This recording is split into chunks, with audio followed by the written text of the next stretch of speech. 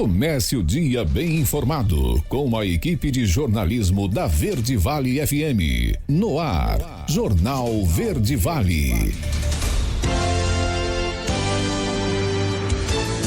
6h33. Olá, muito bom dia para você. Quarta-feira, 17 de maio do ano de 2023. Estamos começando aqui pela 103,7 Verde Vale FM, mais uma edição do Jornal Verde Vale.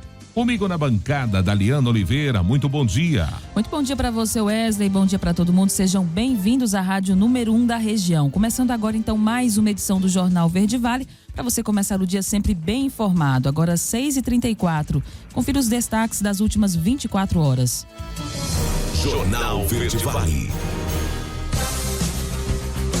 Justiça cancela 793 mil títulos de eleitor em 2022. Petrobras vai reduzir o preço da gasolina em 40 centavos. Diesel vai cair 44 centavos. Empresas de turismo de Pirinópolis são multadas em mais de 3 milhões de reais por crime ambiental. 36 milhões de pessoas no Brasil não acessaram a internet em 2022, é o que diz pesquisa. Dupla é presa após pedir 3 mil reais em pizza com Pix falso em Rio Verde. Inter vence Milan de novo e volta a uma final da Champions após 13 anos. Embarques de soja devem aumentar 53% ante maio de 2022. TSE caça por unanimidade o mandato de Deltan Dallagnol. Greve dos servidores do MP também atinge a comarca de Mineiros.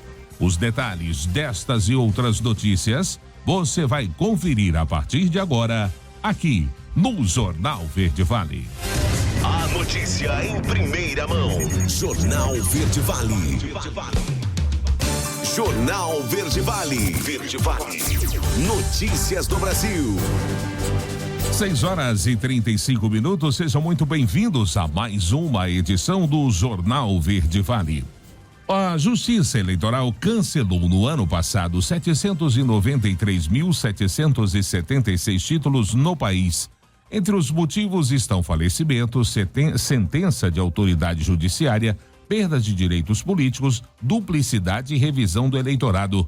Os estados que registraram o maior número de cancelamentos foram São Paulo, com 203.172, Minas Gerais, com 85.452, e o Rio de Janeiro, com 76.750. No total, 99,25% títulos de eleitor acabaram cancelados por falecimento. Outros 5.765 documentos deixaram de existir por decisões judiciais, 145 por perda de direitos políticos, 38 por duplicidade no sistema e 3 após revisão de eleitorado. Segundo o Tribunal Superior Eleitoral, assim como nos casos de falecimento, de duplicidade de consequências após revisão do eleitorado, o título pode ser cancelado por decisão judicial nos casos de desrespeito por parte do eleitor no alistamento eleitoral.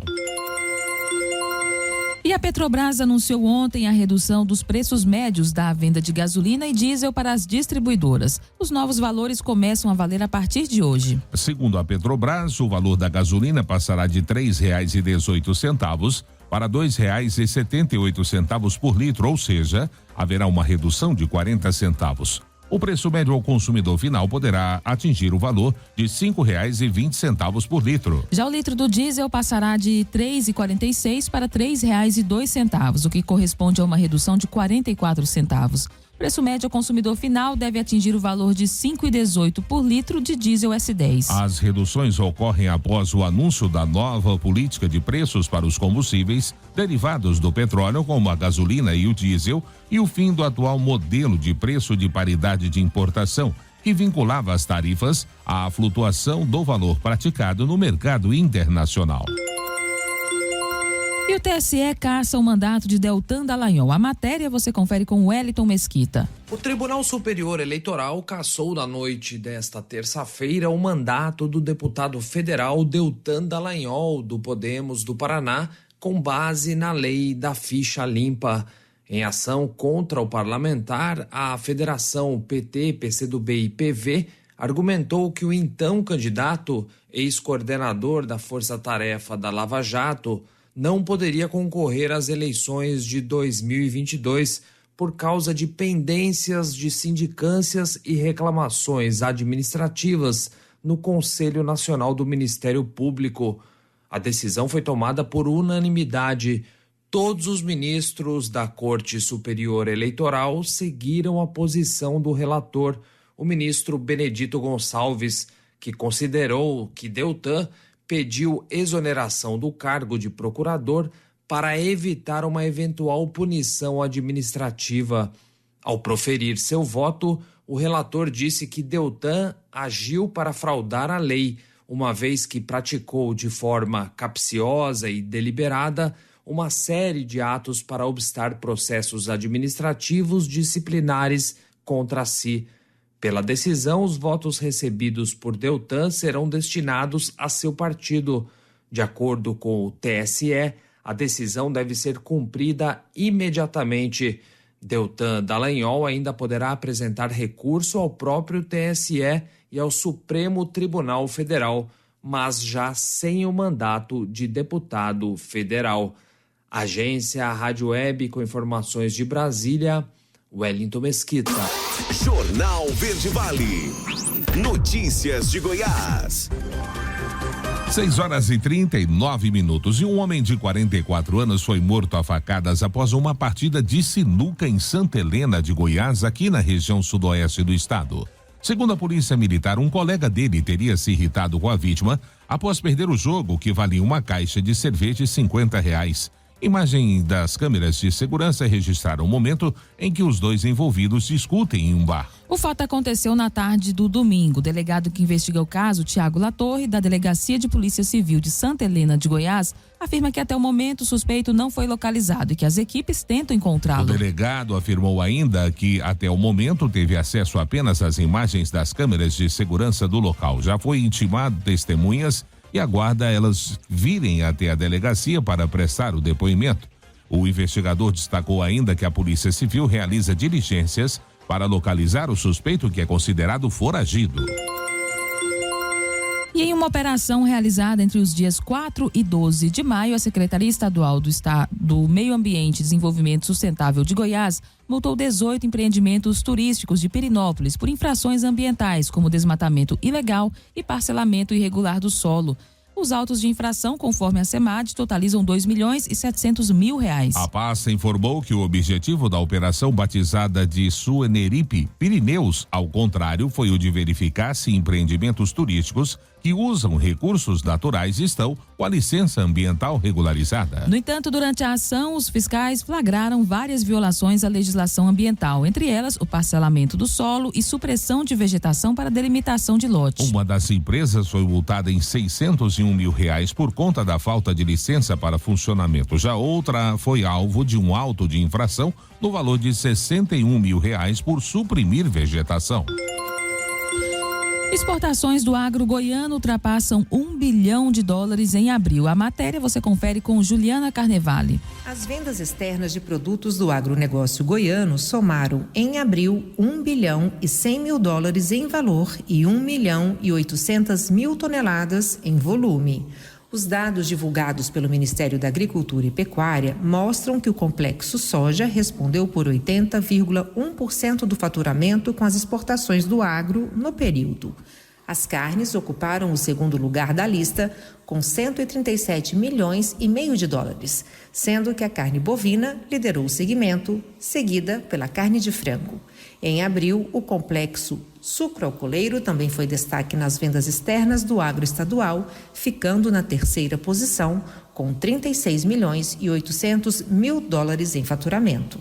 A lista de 10 itens mais exportados pelo agro goiano no período teve ainda couros, fibras e produtos têxteis, cereais, farinhas e preparações, café e produtos oleaginosos.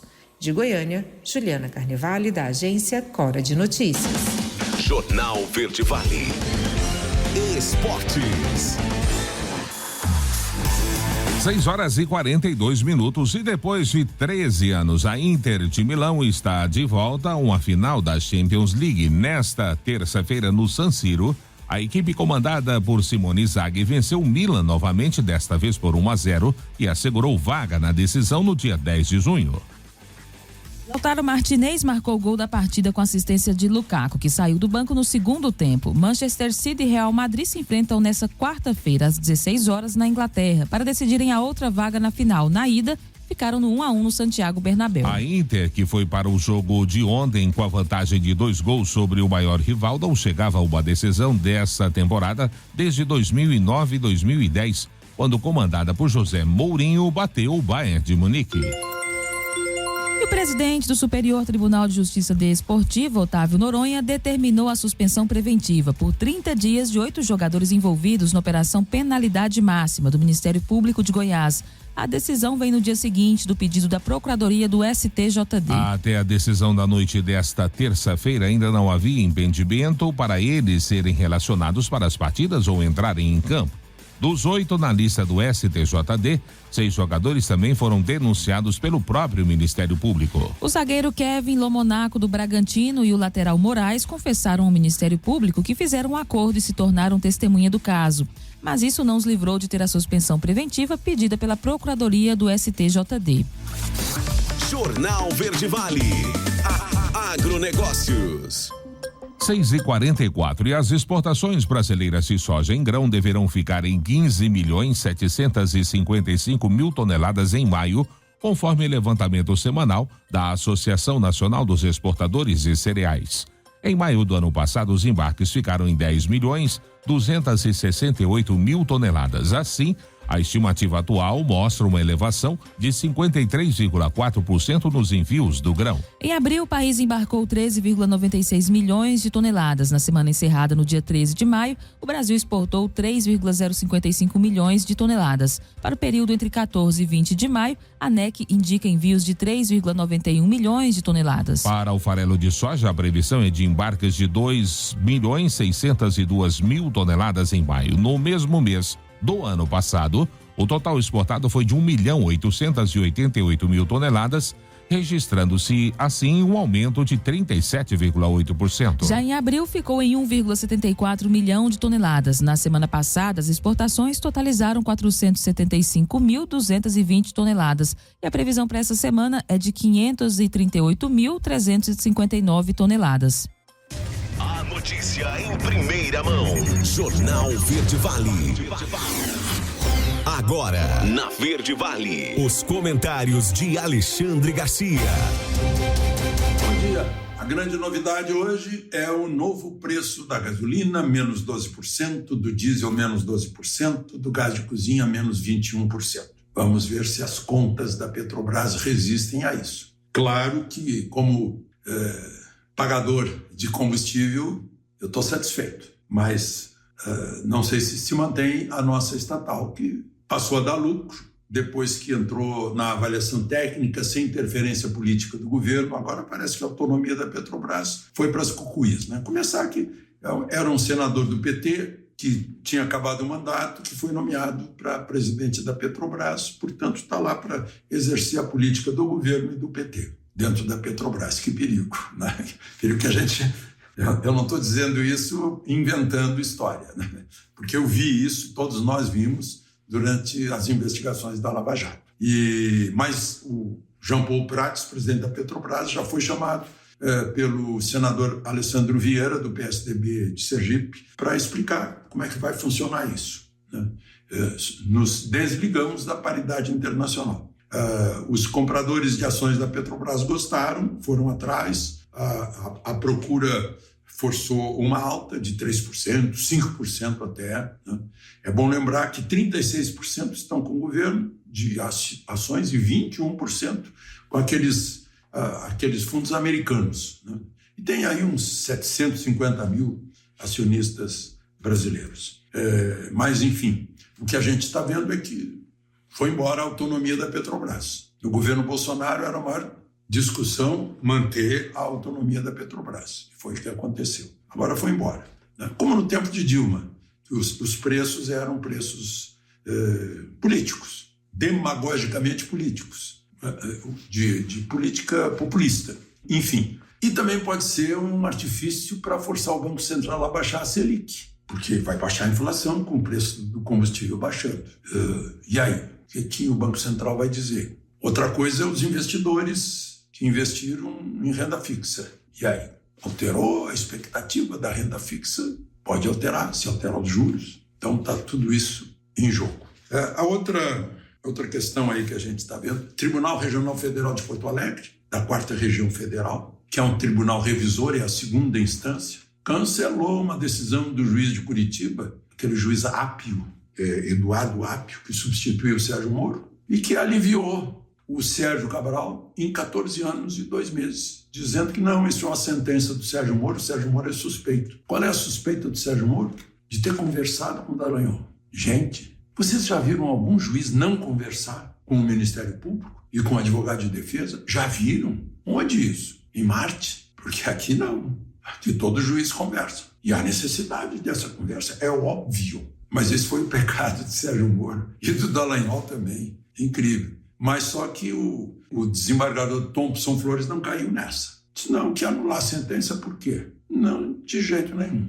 Não. Afinal, o Sérgio Cabral está condenado a 400 anos, mas está solto. Sérgio Cabral, condenado a 400 anos, está mais livre que Anderson Torres, que está condenado a 0 anos, que não tem nenhuma condenação. Esse é o Brasil de hoje. Muito, muito esquisito. Outra esquisitice é discutir R$ 8.600 pagos cash no banco de contas de Bolsonaro e da mulher dele, pelo ajudante de ordens. A obrigação, todo ajudante de ordem no mundo, nesse planeta, existe para fazer isso, para resolver os problemas pessoais do presidente. Aí o cartão de crédito. Opa! O cartão pessoal de Bolsonaro não foi sequer liberado. Ele nunca desbloqueou o cartão. Tem 0. O cartão corporativo, sim, da presidência da República, que paga combustível de avião, comida nas viagens no exterior. Aliás, comida do Bolsonaro é pizza e Coca-Cola, né? A conta de luz lá ele cortou o aquecimento da piscina, mandava pagar as luzes do palácio. É vida, é cabeça de caserna que faz isso, parcimônia. E estão fazendo barulho. O cartão corporativo do presidente Lula, só em 4 meses, já deu 12 milhões. No primeiro governo dele deu 50 e... foi um senhor dinheirinho aí. 59 milhões. No segundo governo dele deu 48 milhões. No primeiro governo Dilma deu 42 milhões. É propaganda. Está todo mundo falando em fake news, né? Vamos acabar com a fake news. É propaganda enganosa. Fake news é a propaganda enganosa que a gente conhece desde sempre. Quando fazem, tentando escolher você como vítima, como ingênuo, que você vai acreditar. De Lisboa, Alexandre Garcia. Você ouviu os comentários de Alexandre Garcia. Jornal Verde Vale. Jornal Verde Vale. Notícias do Brasil. 7h em ponto, agora já de volta com o segundo bloco do Jornal Verde Vale. E a anistia geral para partidos com irregularidades na cota de sexo e raça prevista na lei eleitoral nas últimas eleições foi aprovada nesta terça-feira na Comissão de Constituição, Justiça e Cidadania da Câmara dos Deputados. Agora, a PEC deverá passar por uma comissão especial antes de ser submetida ao plenário. O texto foi aprovado na comissão com 45 votos favoráveis e 10 contrários. No total, 55 deputados estavam presentes na reunião. A matéria contou desde o nascituro até a análise da CCJ, com o apoio amplo de partidos da oposição à base governista. O texto é de autoria de Paulo Magalhães, mas recebeu assinaturas de coautoria de deputados do PT, PL, Republicanos, Podemos, PP, PV, MDB, PSOL, Avante, PSDB e União Brasil. O apoio governista colocou as lideranças da Câmara em lado oposto à postura da parte do conselhão do presidente Luiz Inácio Lula da Silva.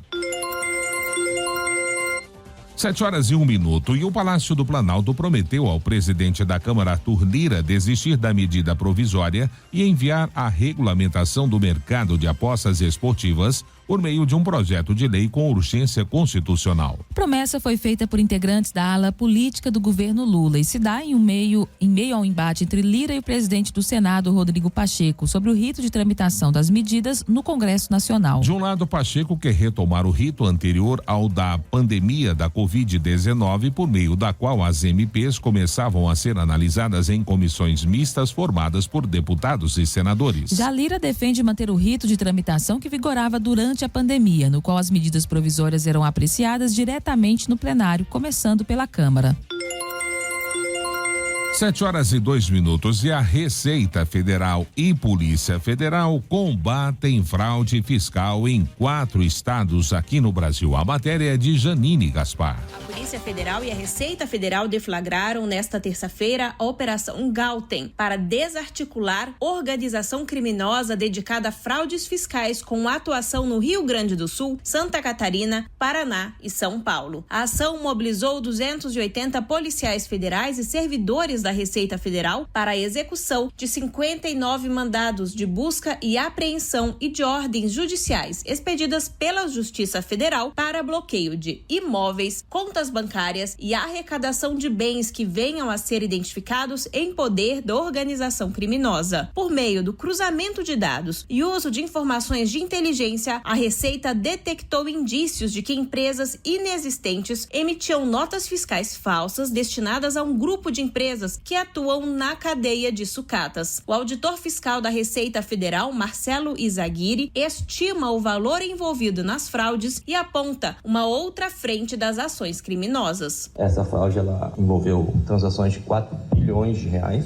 e dentro dessa fraude nós também identificamos uma operação bastante relevante com ouro que nós vamos dar continuidade na investigação nas eventuais próximas fases. O superintendente da Receita Federal, Altemir Linhares de Melo, contou sobre o início da operação no âmbito da Receita. Nós iniciamos esse trabalho em 2019, no processo de uma fiscalização tradicional, e se identificou que havia todo um meandro aí de um crime organizado por trás dessa estrutura, e a partir daí o processo encadeou, com a entrada então da Polícia Federal nesse circuito e chegou e ganhou a dimensão que ganhou. Chegamos no momento de hoje com essa abordagem, com essa fase então iniciada hoje, a fase ostensiva, Após esse início, a Polícia Federal foi incluída na investigação e instaurou o inquérito em dezembro de 2021. Várias dessas empresas que emitiam as notas foram abertas em nome de laranjas. O delegado da Polícia Federal, Noerci Melo, destacou sobre as descobertas.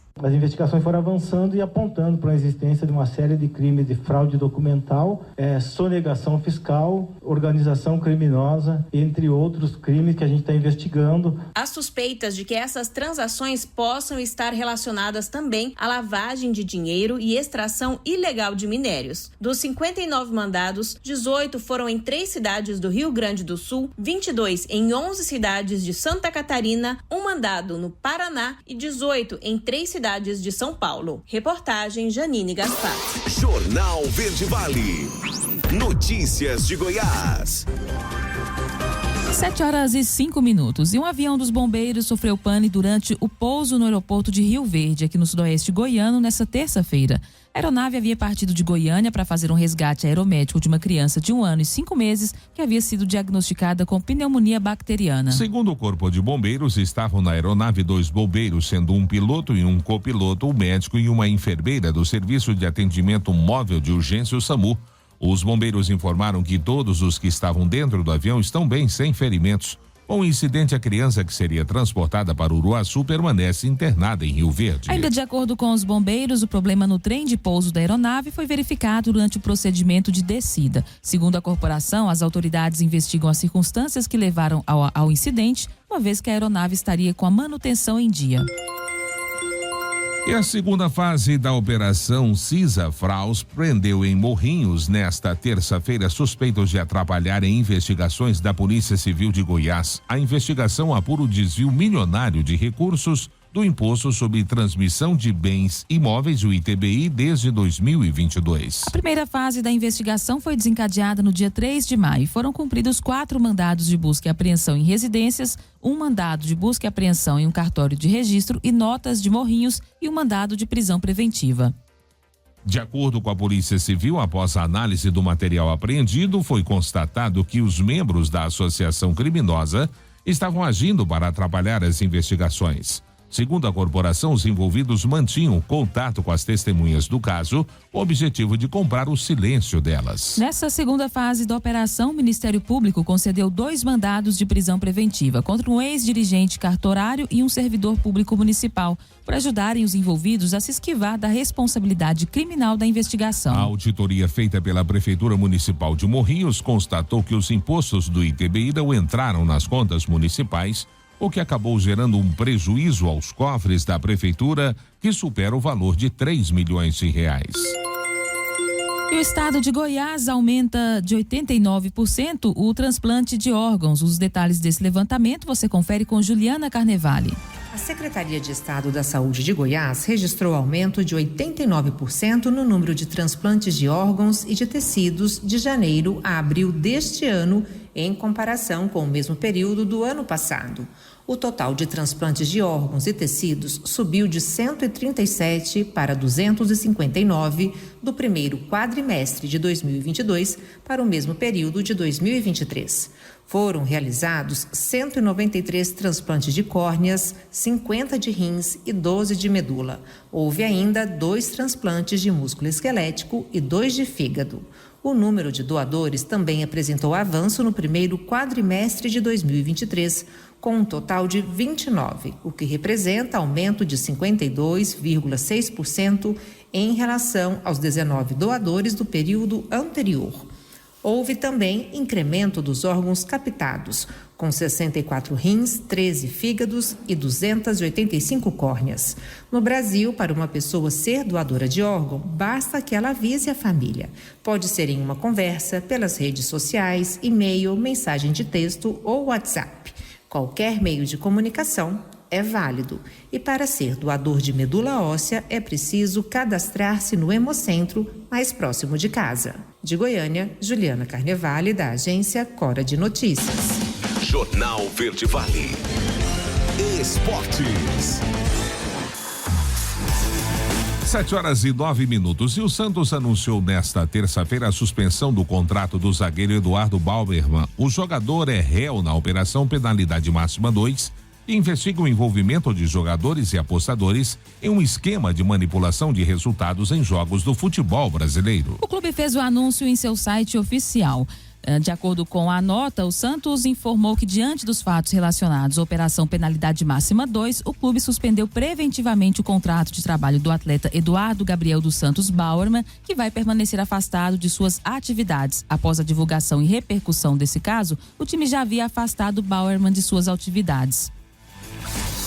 Jornal Verde Vale. Agronegócios. 7h09. Os preços da soja cederam agressivamente da Bolsa de Chicago desta terça-feira, com baixas de até 36,75 pontos, como foi o caso do contrato julho, que encerrou os negócios sendo cotado a $13,64 por bushel. Os vencimentos seguintes todos já operam abaixo dos $13 por bushel, com agosto valendo $12,98 e o setembro $12,25 por bushel. O novembro, referência importante para a safra americana, fechou o dia a $12,07 por bushel. A Agriinvest Commodities atribuiu as baixas intensas da terça-feira ao rápido avanço do plantio nos Estados Unidos e também as preocupações com as condições da economia chinesa, que se recupera mais lentamente do que o esperado. Enquanto os preços da soja despencavam mais de 2% em Chicago, o dólar subia frente ao real e caminha para encerrar o dia com um ganho de mais de 1%, para 4,94. A movimentação do câmbio foi insuficiente para conter a pressão sobre a Bolsa Brasileira e os preços da soja no mercado brasileiro voltaram a cair mais uma vez. O que deu algum suporte aos indicativos foram os prêmios, que se recuperaram nas últimas semanas. As notícias locais são destaque no Jornal Verde Vale. 7h11. E o Sindicato de Servidores do Ministério Público de Goiás deflagrou greve na segunda-feira e reduziu o efetivo que atua nos atendimentos para o mínimo de 30% exigido por lei. Aqui em Mineiros, a categoria também segue a determinação sindical e cruza os braços. O pedido é para que haja recomposição de cerca de 20% de salário. O sindicato alega que não há o pagamento de data base há 3 anos. Presidente do sindicato, Gilclésio Campos, afirma que apesar das solicitações, não houve acordo com o Ministério Público. A categoria tem 1.147 servidores efetivos espalhados por Goiás. Desde novembro, o sindicato aprovou o estado de greve e, como não houve o acordo, houve a deflagração do movimento paredista. No estado, temos a adesão muito boa, a gente está satisfeito com o movimento. A greve vai até conseguir negociar o que precisamos, foi o que frisou o presidente do sindicato, Gilclésio. Apesar da paralisação, servidores alegam que ainda não receberam posicionamento do Ministério Público. Não recebemos contraproposta, o que afirmou o presidente do sindicato ao rebater a declaração pública do órgão de que negociava com a categoria. Campos revela que o salário inicial de um servidor do MP é de R$ 3.900 e com a alta da inflação, os trabalhadores perderam o poder de compra e há uma grande insatisfação. Jornal Verde Vale. Notícias do Brasil.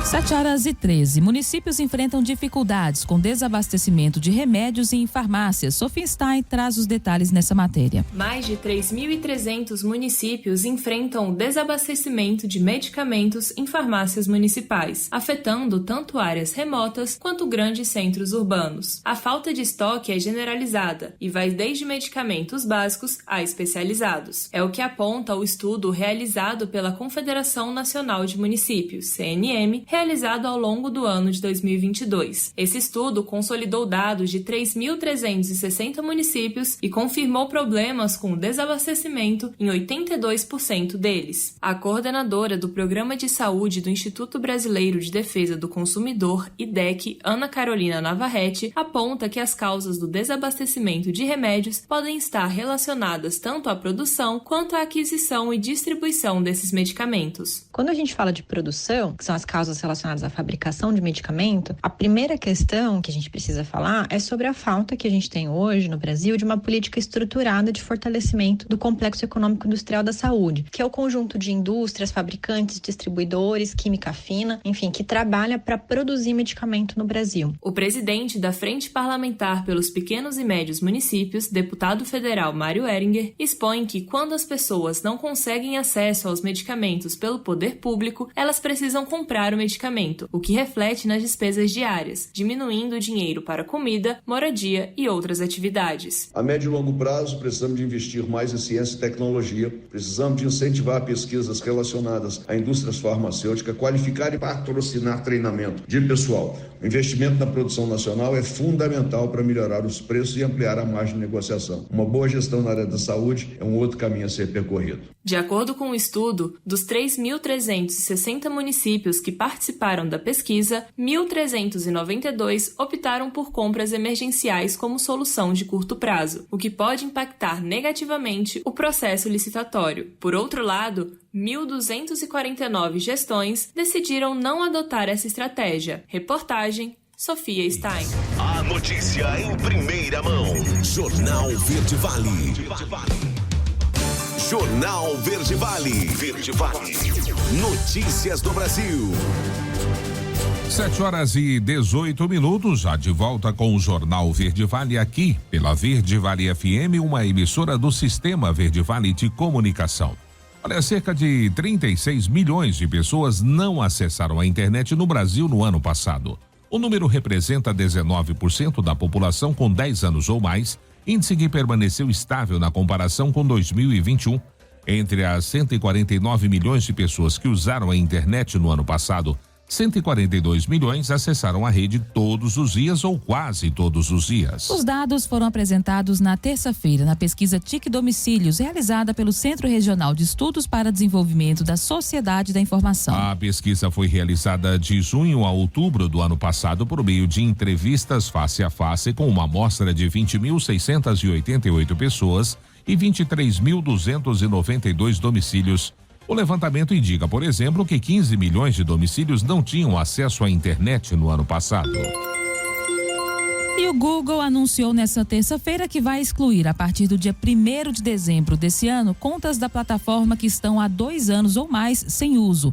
De acordo com a empresa, serão deletados e-mails e o perfil do Google, conteúdo do Google Workspace, como Gmail, Docs, Drive, Meet e Agenda, YouTube e Google Fotos. O Google afirmou que a medida se aplica apenas a contas pessoais e não afeta as contas de organizações como escolas ou empresas ou com a assinatura Google One. A política tem como objetivo ampliar a segurança na internet.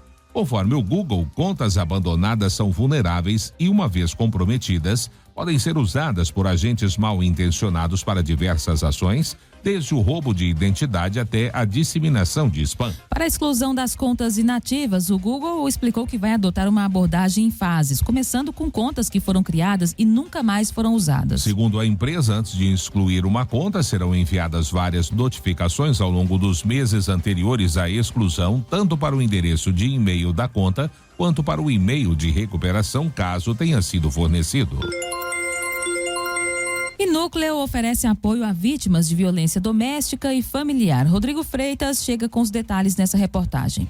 Com o objetivo de dar apoio às vítimas de violência doméstica e familiar, o Ministério Público do Maranhão criou o NAVE, Núcleo de Apoio às Vítimas. A criação tem por base a resolução número 243 de 2021 do Conselho Nacional do Ministério Público. O núcleo irá funcionar em uma sala do térreo das promotorias de justiça da capital. As vítimas poderão ir diretamente ao NAVE para relatar a sua situação e solicitar algum auxílio, ou então podem ser encaminhadas pelas varas judiciais. Para a coordenadora do núcleo, Lana Pessoa, a iniciativa é resultado de uma mudança de perspectiva dos órgãos do sistema de justiça. Agora, tanto o judiciário como o Ministério Público, até outras instituições, eles estão com um olhar diferenciado para a vítima. O que não acontecia, é o que não estava acontecendo. A gente denunciava muitos direitos e garantias para o denunciado, mas nós, na verdade, esquecíamos um pouco da vítima, da situação da vítima, principalmente aquela vítima mulher, aquela vítima criança, adolescente, né? Então nós estamos com esse olhar agora, a sociedade voltou o olhar para a vítima. Então todas as instituições, elas estão trabalhando, umas de forma coordenada, outras nem tanto, mas para justamente fazer esse atendimento,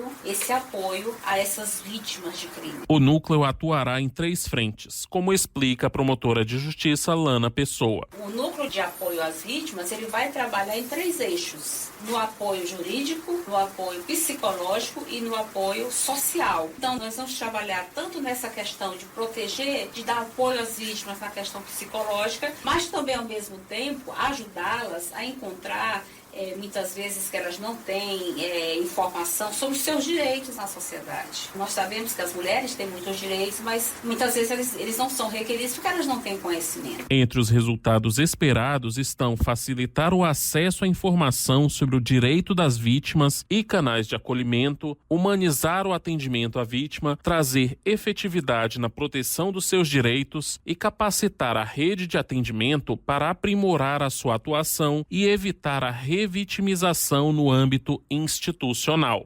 Com informações do Ministério Público do Maranhão, Rodrigo Freitas. Jornal Verde Vale. Notícias de Goiás. 7h23. Uma dupla foi presa após aplicar o golpe do Pix falso em uma pizzaria de Rio Verde, aqui no sudoeste goiano.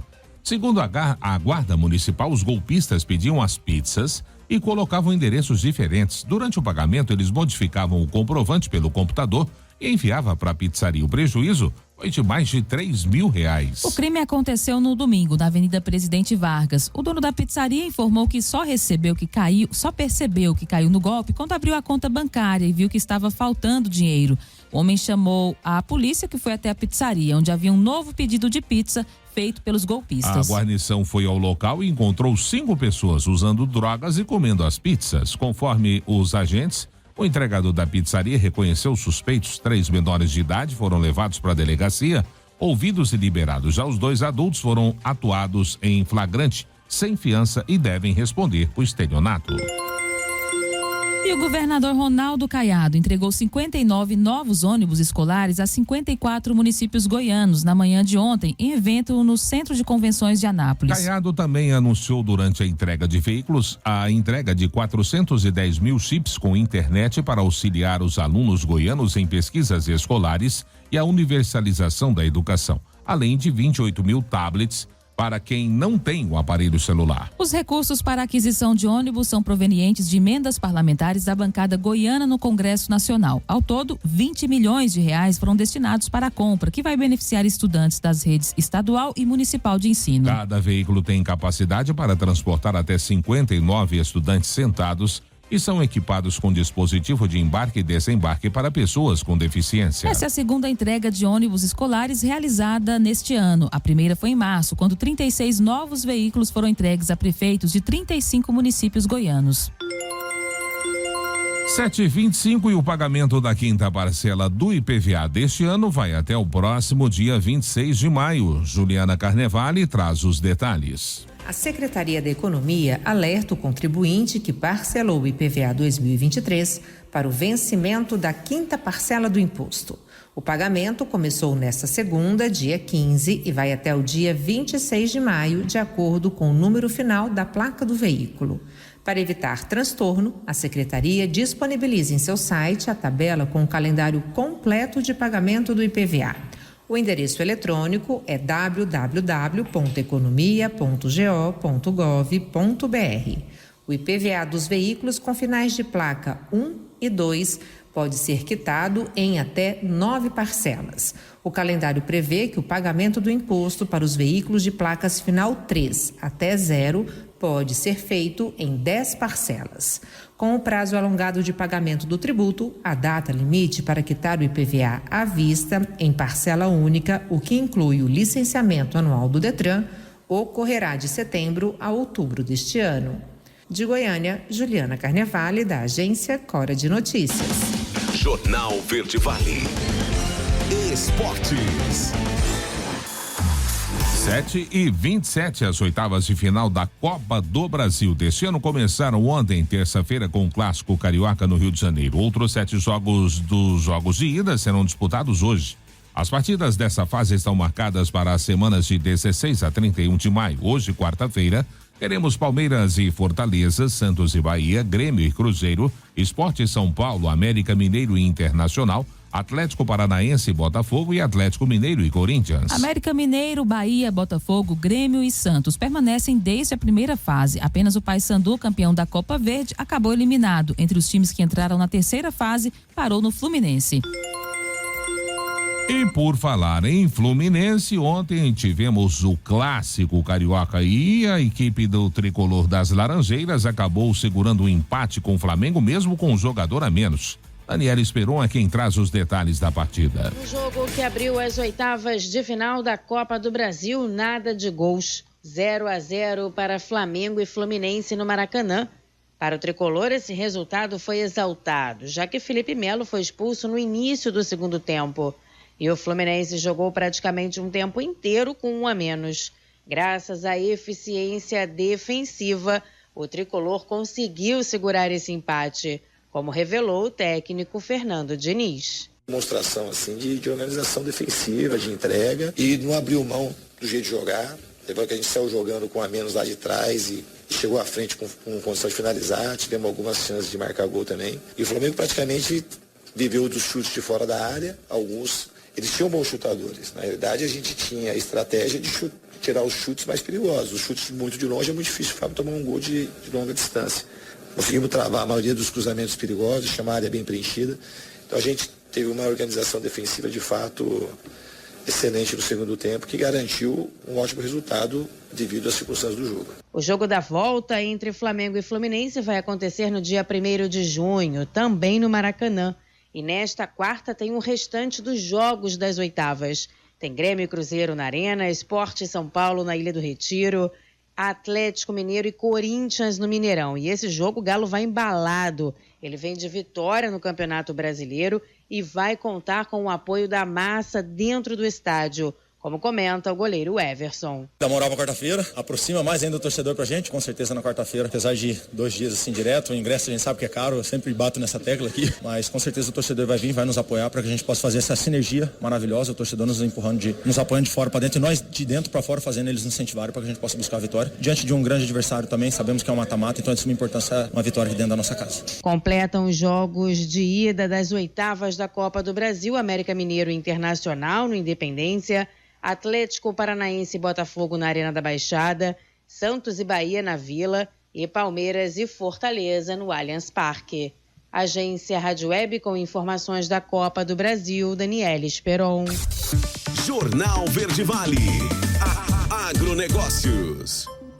7h30. E a terça-feira chegou ao fim com os preços futuros do milho acumulando novas movimentações negativas na Bolsa Brasileira. As principais cotações flutuaram na faixa entre R$ 55,85 e R$ 64,24. Vencimento julho 23 foi cotado a R$ 55,85 com desvalorização de 1,38%. Setembro 23 valeu R$ 58,49 com baixa de 0,56%. O novembro 23 foi negociado por R$ 61,39, também uma queda de 0,10%. E o janeiro 24 teve o valor de R$ 64,24, uma perda de 0,02%. Para o analista de mercado Vlamir Brandalize, os preços do milho sentiram a pressão vinda de Chicago, mas tiveram algum suporte de alta do dólar e da melhora dos prêmios pagos aos produtores. Enquanto isso, a Conab aponta que 49,3% das lavouras do milho da segunda safra brasileira estão em fase de enchimento de grãos, com 4,1% das áreas já chegando à maturação. Já no Paraná, 1% das áreas avançaram para a maturação, enquanto 30% estão em maturação. As notícias locais são destaque no Jornal Verde Vale.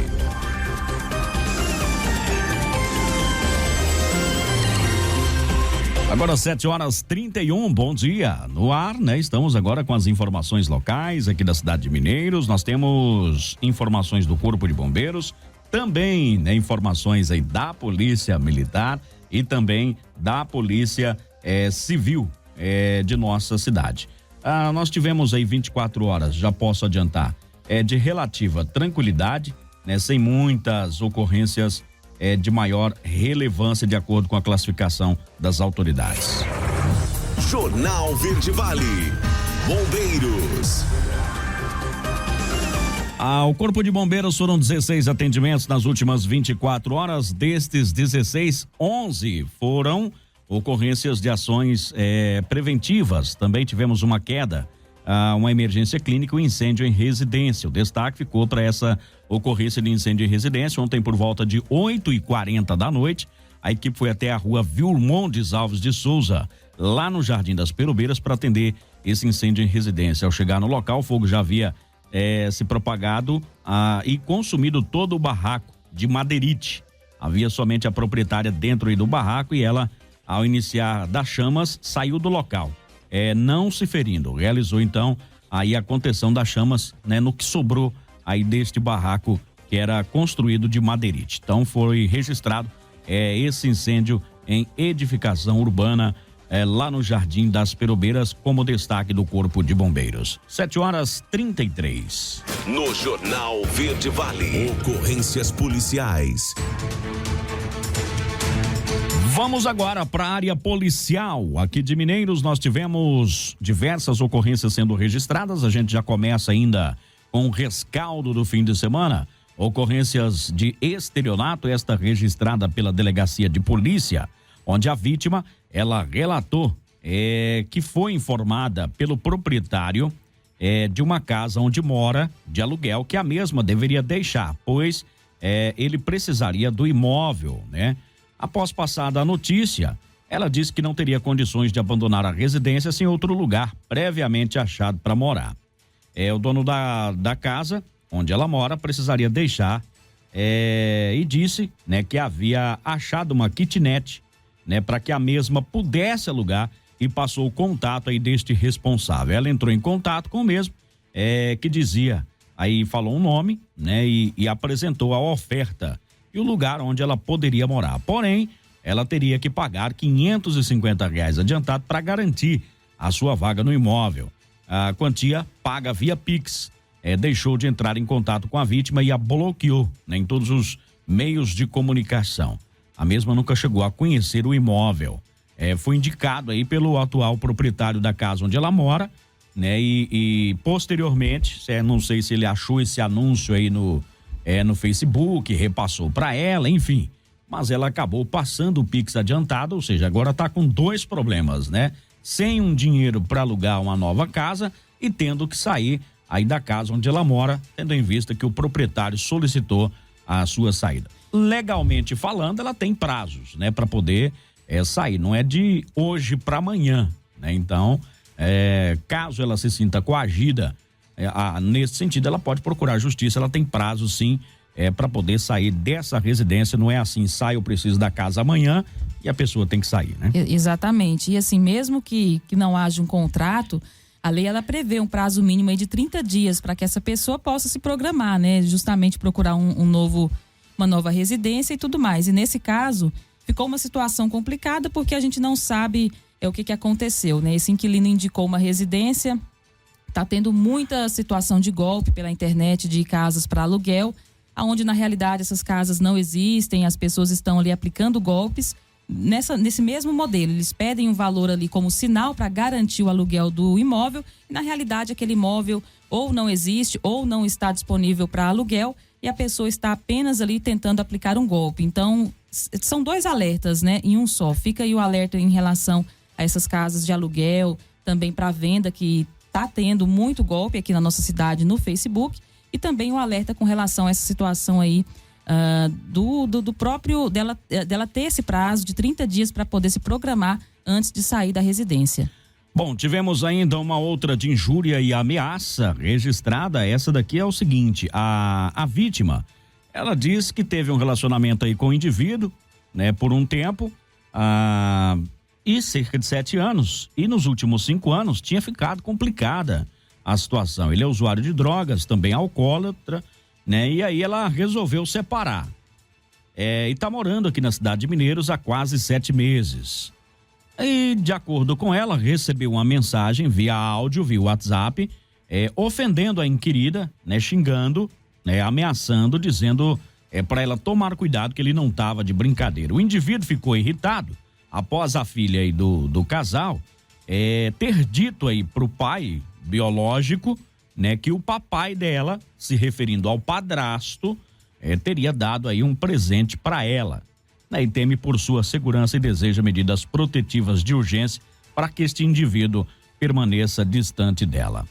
Também tivemos ainda um estelionato, este registrado também pela delegacia, onde a vítima, ela procurou a delegacia comunicando que anunciou a venda do seu veículo na internet. E no dia 15 passado, mais conhecido aí como anteontem, afirma que um vereador, né, mas não daqui da cidade de Mineiros, porque não tem com esse nome o qual ele disse, entrou em contato dizendo que uma outra pessoa havia se interessado e que faria uma transferência via Pix no valor solicitado de R$18 mil. Por volta das 16 horas, esse rapaz interessado foi buscar o veículo. Nesse momento, diz que não conseguiu enviar o Pix, mas faria uma transferência no dia seguinte. Assim que saiu com o carro, bloqueou o contato da vítima e não enviou o pagamento.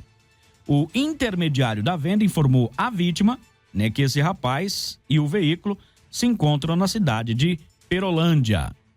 Então teria essa confusão, né, registrada. Não se sabe ainda se é um golpe, se o camarada realmente se apossou do carro, enfim, mas se apresentou como vereador e ainda teve um intermediário ainda nessa história aí, né? O vereador seria o intermediário e o comprador, né, estaria lá na cidade de Perolândia. O caso foi registrado na delegacia de polícia civil para investigar. Nesse caso ainda tem um lastro, né? Quer dizer, tem uma pessoa conhecida que fez a intermediação da negociação, a quem ele pode procurar, caso não encontre aí o comprador, pode haver a possibilidade da efetiva transferência ainda, do Pix, né? Ainda, né? Como não houve naquele momento, mas assim, dentro de um parâmetro legal, dentro das estruturas legais, eu não entregaria o bem enquanto esse Pix não caísse na conta. Né? Fala, não, peraí, então já que você não pode passar o Pix hoje, eu não posso entregar o carro hoje. Sim, que seria natural. Natural. Não tem que haver, e aí as pessoas precisam entender, porque às vezes,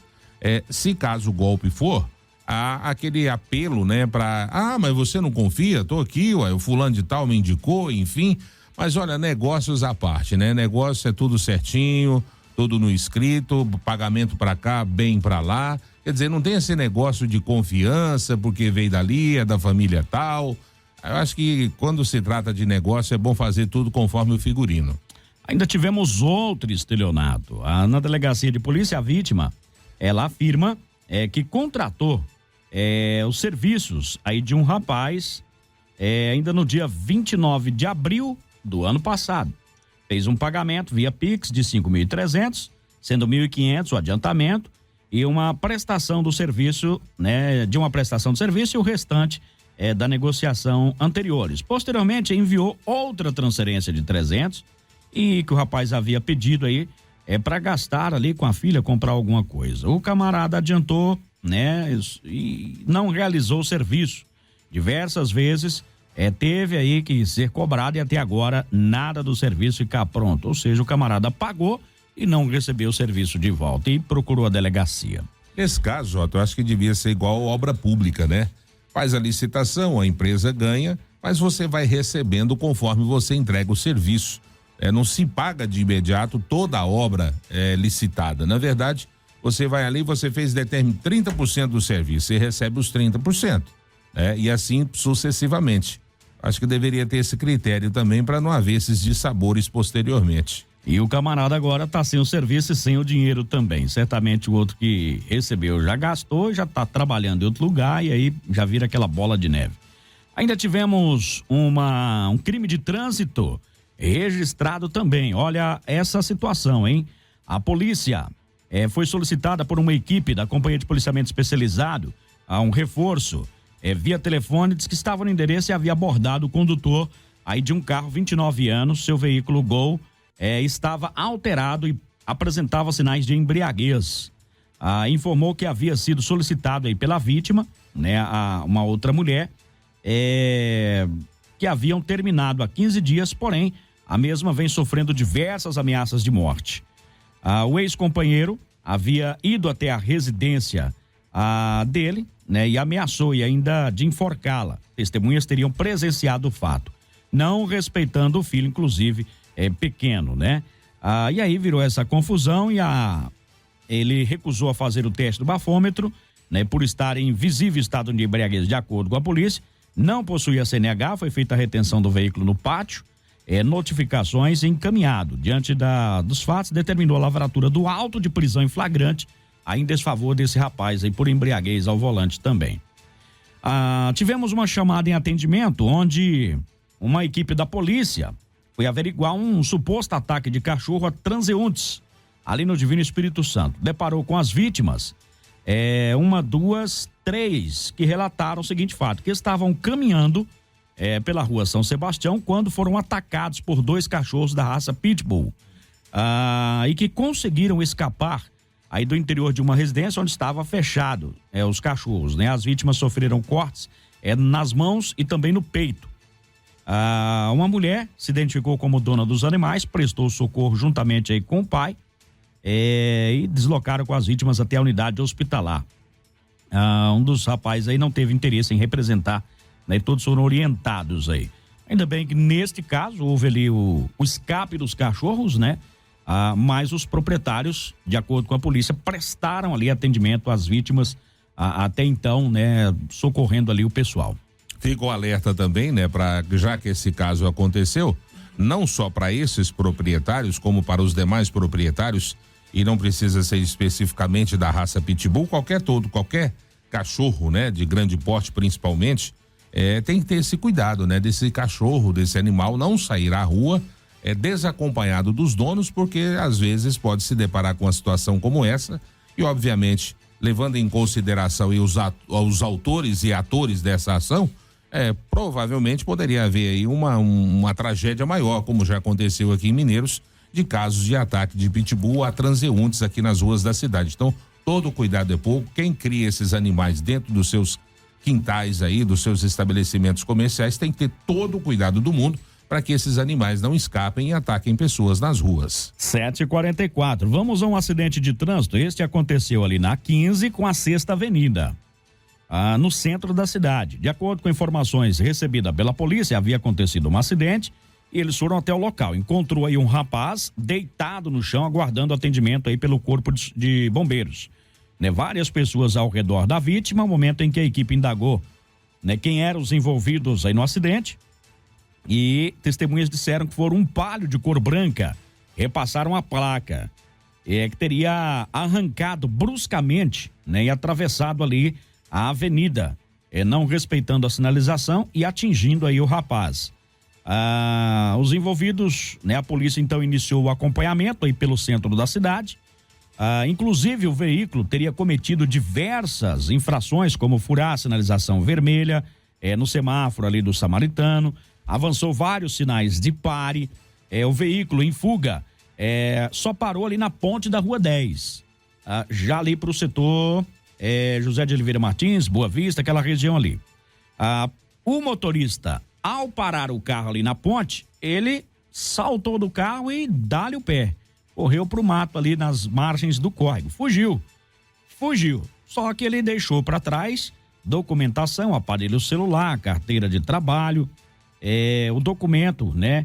Aparelhos celulares foram deixados no interior do veículo, foi feito contato aí com o guincho, não conseguiu aí um disponível para fazer a remoção do veículo até o quartel da Polícia Militar. E a polícia, ao retornar no local, né? O cidadão já estava na unidade de pronto atendimento, já havia sido socorrido. Segundo informações aí da vítima, o rapaz havia fraturado a perna. Ele relatou que estava transitando pela 6ª Avenida, quando o condutor aí deste Palio avançou o sinal de pare, atravessando, né, e colidindo aí com a sua motocicleta. Bom, não adiantou fugir porque deixou aí toda a documentação dentro do veículo, e essa documentação foi apresentada na Delegacia de Polícia Civil para investigação do caso. 7h46. Jornal Verde Vale, a voz do cidadão. Bora lá com a voz do cidadão de hoje, algumas reclamações. O pessoal tá dizendo o seguinte: terrenos em frente o terreno na Rua Egídio Alves Irineu, ali na quadra 7, o pessoal tá pedindo a limpeza. O poste de energia também não tá funcionando, tá? Trabalhar à noite muito perigoso, lá no Betel.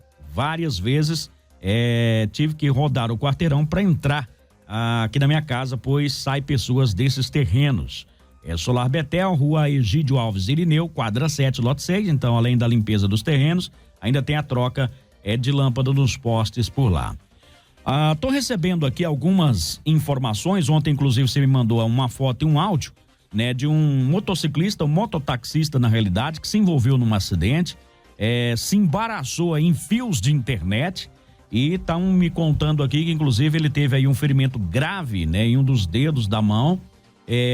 Por sorte, ele tinha uma anteninha, pelo que estão me falando aqui na moto. Essa anteninha evitou que pegasse aquele fio no pescoço, mas embaraçou nas mãos. E ele acabou tendo esse acidente aí. Então, e ontem mesmo nós falávamos a respeito aí de fios, né? E agora o cidadão está fazendo aqui um questionamento, né? Quem será responsabilizado por isso? Né? O pessoal da internet foi lá e retirou o fio. Não foi minutos, o pessoal da internet foi lá e retirou o fio, estão dizendo aí.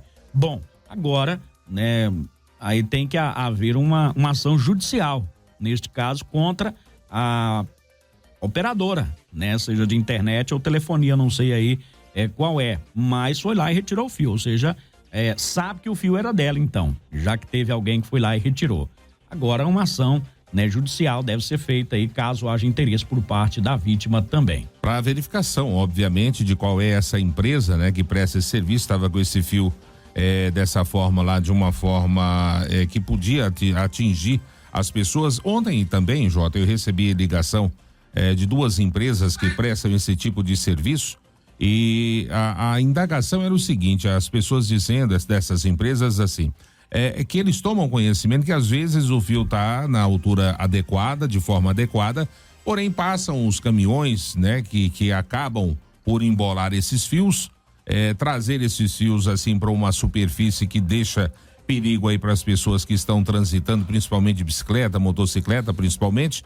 E nesse caso eles só tomam conhecimento que esse fio saiu ali da sua altura ideal quando há o rompimento do serviço naquela região, que aí algum usuário entra em contato falando que está sem internet, eles vão até o local no intuito de arrumar essa internet, mas não sabem o que aconteceu. Houve a ruptura do serviço, eles vão lá verificar e aí verificam que esse fio realmente caiu. Agora, como são várias prestadoras de serviço, eles disseram o seguinte: olha, se pudesse ligar, qualquer pessoa pudesse ligar para essas operadoras, para uma delas principalmente, no sentido de fazer essa verificação, iria minimizar, porque não há assim uma instantaneidade quando esse fio sai da altura normal, por um choque de caminhão, aquelas carrocerias altas, enfim, não há como eles perceberem se não houver ali naquela localidade uma ruptura da prestação de serviço por parte deles. Aí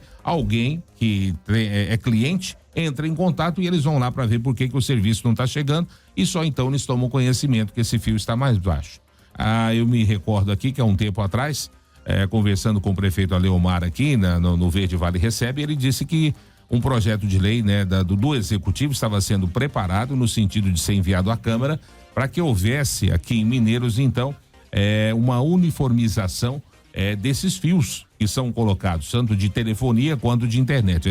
A eletricidade é Equatorial que presta, já tem um padrão, mas enfim, para essas outras que utilizam os postes para prestação de serviço, então leia-se aí as empresas de internet e de telefonia, elas teriam então que enquadrar nesse padrão que esse projeto de lei vai relatar, essas especificações. A gente vai até posteriormente entrar em contato para saber a quantas anda esse projeto, se realmente já foi feito, já foi enviado ao legislativo, porque realmente se faz necessário, né, para evitar acidentes desse porte. Agora 7h51, nós temos outra reclamação, vem ali, de moradores nas proximidades da escola Padre Maximino. De acordo com a moradora, diversas pessoas param seus veículos no meio da rua, chamada fila dupla, né? Ligam o pisca-alerta, que é o poderoso chefão do mal feito no trânsito mineirense, e aí, né, entram, vai deixar filho e tudo mais, e o carro fica ali parado no meio da rua.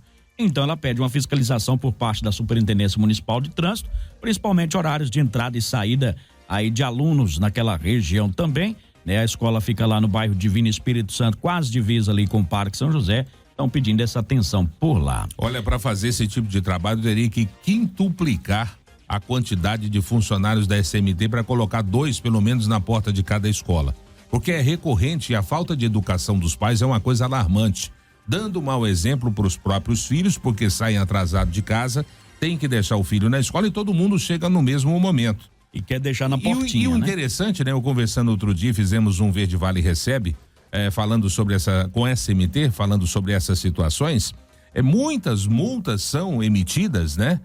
Nesse sentido de fila dupla, e o que acontece? Quando os pais veem que ali, naquela localidade, estão ali o pessoal da SMT, fazem tudo direitinho, para longe, estaciona da forma correta, porque sabem que podem ser multados. Se não tiver os amarelinhos ali, param em fila dupla, ou seja, sabem que estão transgredindo as regras, mas não importa com o outro, o que importa é eu atender a minha necessidade imediata e que se dane a coletividade. Então, quer dizer, o que precisa, na verdade, é educação por parte desses pais irresponsáveis de sair de casa mais cedo para deixar o seu filho, ou, se caso sair em cima da hora, fazer o que a lei manda. Não precisa estar ali alguém da SMT para lembrá-lo que você não pode parar em fila dupla. Bora lá, prosseguindo e trazendo, Jota pede para arrumar a estrada do João Avelino. A costela de vaca tá demais por aqui, viu? Pessoal, mais uma vez pedindo aí. Jardim das Perobeiras tá tendo muita queimada. Conscientizar, pessoal. Talvez você não sinta nada, mas os vizinhos podem ter problemas respiratórios, né? Infelizmente, as pessoas não têm essa consciência. Pessoal tá pedindo atenção na pracinha ali no setor 31 de outubro, tá muito suja. Precisando ali de uma atenção, então fica aí o alerta, tá? O cunhado aí da vítima disse que realmente torou o dedo aí, viu? Teve aí a laceração do dedo, né, da vítima aí, o cunhado tá informando aqui também. Na minha rua, desde janeiro tem um fio de internet, está quase no meio fio. Já falei com a empresa responsável e até agora nada. Manda o endereço aí, no Buena Vista. Deve ser porque é muito longe, ele tá falando aqui, né? O cidadão tá falando, deve ser porque é muito longe, Buena Vista. Aí o pessoal tá sem jeito de vir aqui, mas estão aí pedindo. Manda a rua aí, por gentileza. Sim, a cidade, na verdade a cidade está virando uma casa de aranha. Vai ter óbito já, né? Tem que tomar providência aí, é muito fio realmente. Jardim das Perobeiras, na minha rua, mais de semana que não recolhe lixo. O pessoal tá reclamando também. Estrada do Lixão também, muito ruim, tá? A rua lá do fio é na BV 20, quadra 27. BV 20, quadra 27, Buena Vista. O pessoal então tá fazendo essa reclamação do fio por lá, tá? Muito bom, pessoal. Sim, as obras aí no Nossa Senhora Aparecida, ontem foi o lançamento, tá? Mas vai continuar. As obras por aí. Pessoal, né, tá ali cobrando então um asfalto por lá. Já foi feito, né? Então tá aí. Existe sim um projeto de pavimentação naquela estrada, vai para o incubatório ao fundo do Portal do Cerrado. Não tenho essa informação. Eu sei do João Avelino, a do Cedro e também a do Jair, né? Que eu tava tentando lembrar o Morro do Pudim. Então aquela região ali. Essas três aí já foram anunciadas, tá? Troca de lâmpadas na rua Bem-TV, quadra 5, lote 11, ali no Cidade Nova. O pessoal tá pedindo então essa reposição de lâmpadas na Bem-TV, quadra 5, lote 11, setor Cidade Nova. Daliana. Não só falar a respeito aí do lançamento, né, da segunda etapa do recapeamento asfáltico. O prefeito, em entrevista recentemente, no começo da semana, ele fez o lançamento primeiro na segunda-feira do recapeamento asfáltico, a segunda etapa, e na terça-feira fez o lançamento da segunda etapa da pavimentação asfáltica, né? Então, essas obras estavam paradas desde o ano passado, mas por conta do período chuvoso, né? Onde os trabalhos, eles dão realmente uma pausa, porque não tem condição de continuar devido às condições climáticas, e agora retornando, segundo o prefeito, com força total e com a previsão também de terminar tanto a pavimentação quanto o recapeamento ali até agosto. Então a previsão da prefeitura é que esses trabalhos sejam concluídos até o mês de agosto. Inclusive ele fez até um alerta, né, com relação ao recapeamento asfáltico.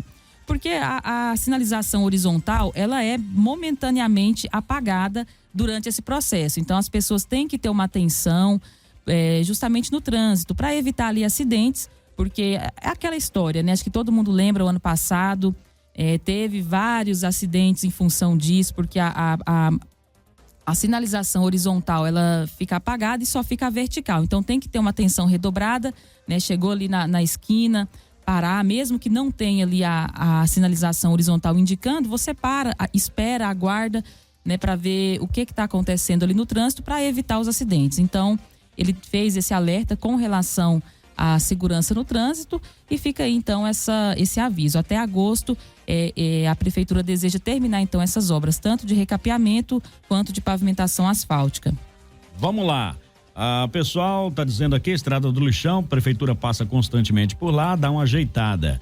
Lá no Jardim das Perobeiras tem um transformador que tá com problema, Jota, porque não é possível, né? Queda de energia constantemente, aquela oscilação constante por ali.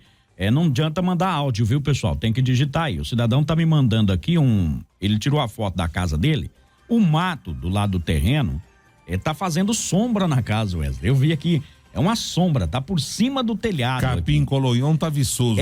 Não, bonito, o bicho tá bonito. Se fosse uma plantação de soja, não tava tão linda quanto tá esse colonhão aqui, tá? Mas não adianta gravar áudio, viu, pessoal? Tem que digitar aí, porque não tem como eu ouvir agora. Vamos girando, dando bom dia, vocês dão um recado final de vocês aí. A notícia em primeira mão. Jornal Verde Vale. Bom dia, Wesley. Muito bom dia para você, Jota. Antes, porém, deixa eu lembrar aqui que a Pastoral da Moradia está convidando aí toda a comunidade para participar da construção da casa de número 223, que será realizada aí no dia 20 de maio, ou seja, neste próximo final de semana. A casa será construída na rua BV 15, quadra 18, lote 31, no residencial Buena Vista. A família agraciada Marilene da Silva e seus 3 filhos, Estão pedindo aí, né, a comunidade que sempre participa e ajuda a Pastoral da Moradia, que quer doar material, quer doar mão de obra, que procurem os membros da Pastoral da Moradia aí no próximo sábado, início da construção às 7 horas da manhã, para que mais essa casa seja edificada e uma família então seja tirada aí do relento, né? Para todos então, um ótimo dia, uma ótima quarta-feira, se Deus assim nos permitir. Amanhã, quinta-feira, a partir das 6:30 da manhã, aqui estaremos. Bom dia, Daliana. Muito bom dia para você, Jota. Bom dia, Wesley. E agora, 8 horas em ponto, a gente está indo nessa. Amanhã, a partir de 6:30, a gente está de volta, quinta-feira. Para você, um abraço e uma ótima quarta-feira. Valeu, ótima quarta para todo mundo. Fiquem todos com Deus. A gente se encontra amanhã, se assim for a vontade dele. Não se esqueça, aconteceu lá, você vai ficar sabendo aqui. Bom dia, fiquem todos com Deus. Um abraço, Chapolin, que tá na sintonia.